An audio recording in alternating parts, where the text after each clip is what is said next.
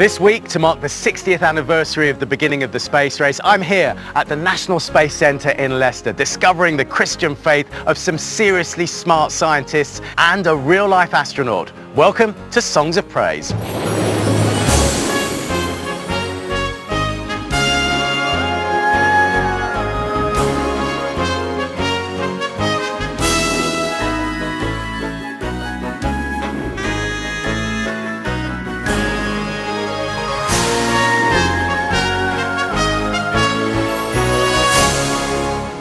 Coming up, the astronaut who went to the moon but found fulfillment in even higher places. Well, my walking with Jesus is a lot more important than my walking on the moon. A song inspired by the night sky from the choir Voces 8.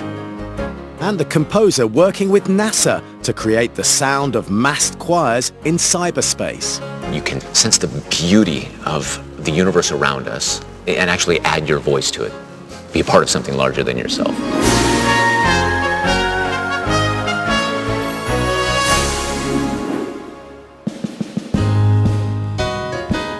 As well as here in Leicester, our music this week comes from right across the country. We begin in London with a classic gospel song.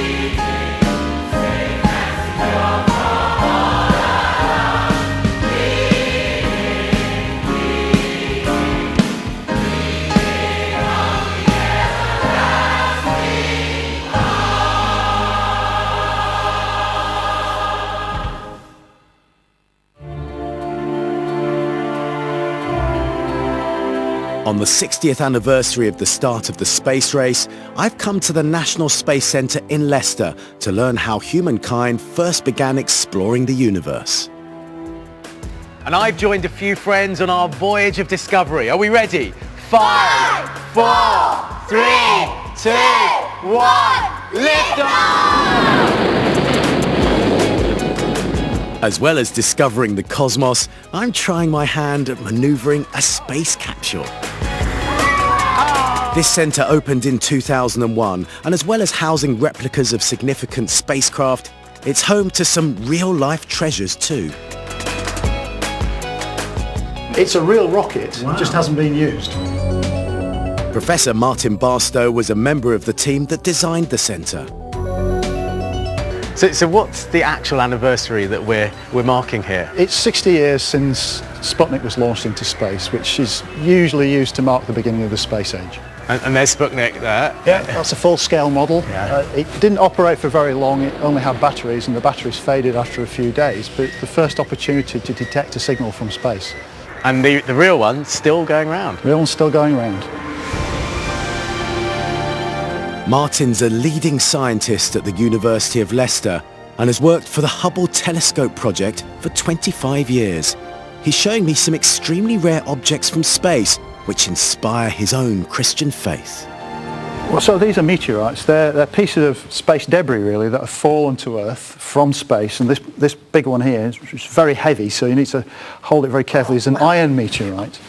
And that's about 4,500 million years old. It's a piece of the formation of the solar system.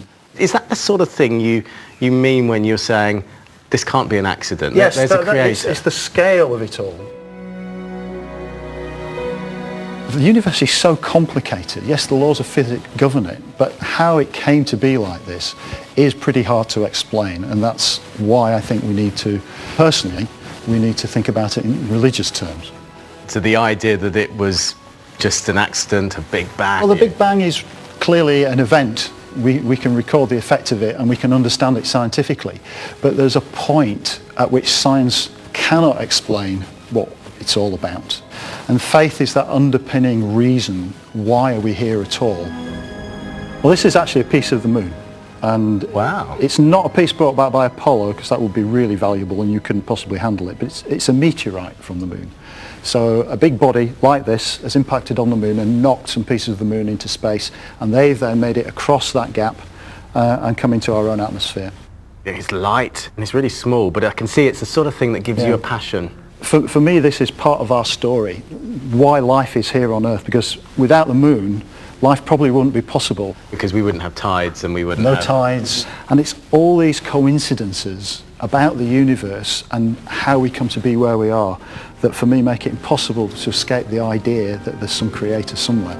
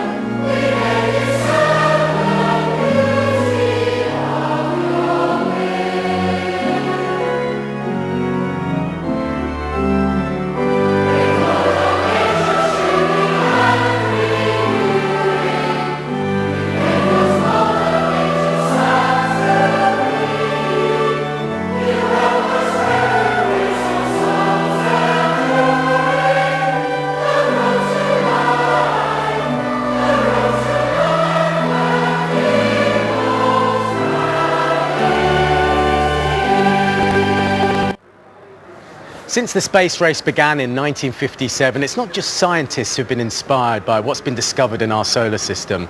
American composer Eric Whitacre has been working with NASA, no less, on his most ambitious coral project. I went to meet him.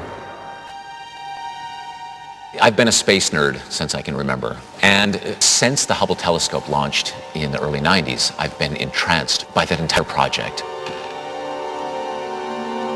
First, just on a technical level, that they could create, at the time, was the most complex machine ever made, send it into space. And when these images started coming back, they were, to me, the most important images in the history of humankind. That image alone, I think, it just shows us how impossibly small we are and how impossibly large the universe it is, this magnificence. So I wanted to write a piece about it. And the piece is called Deep Field.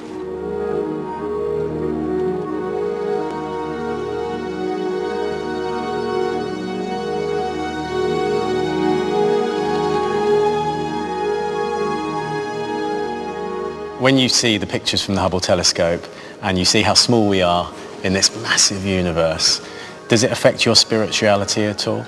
I try to live my daily life having a sense of presence and a spiritual experience in everything I do. So cream in a cup of coffee and seeing the turbulence and the swirls, or the sunlight on a leaf.